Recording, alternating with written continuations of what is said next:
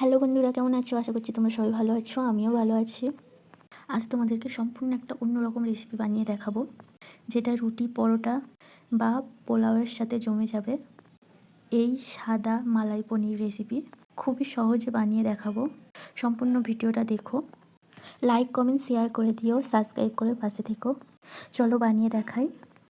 Cornflour 1 চামচ, গোলমরিচ, লবণ দিয়ে পনিরটা ভালোভাবে কোট করে নেব।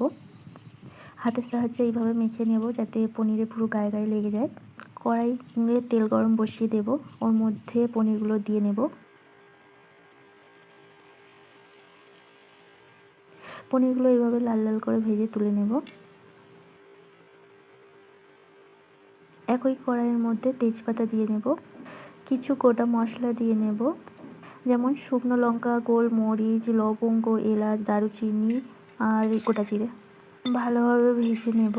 নিয়ে আদা কাঁচা লঙ্কার পেস্ট দিয়ে দেব। তারপর চালমগজ ও কাজু বেটে নিয়ে ওই পেস্টটাও দিয়ে নেব।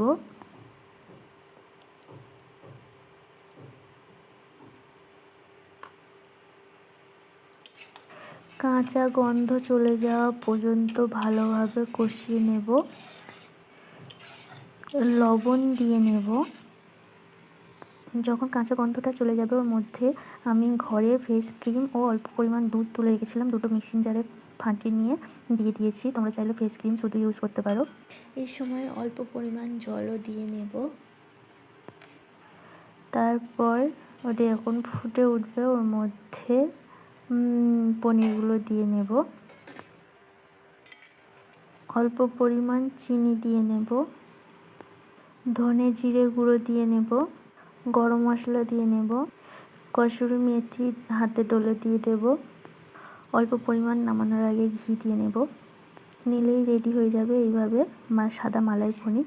ঘরে অবশ্যই এইভাবে একবার ট্রাই করো। কেমন লাগলো কমেন্টে জানিও। কাল আবার একটা নতুন ভিডিও নিয়ে আসবো। আজ তবে টাটা, আসে।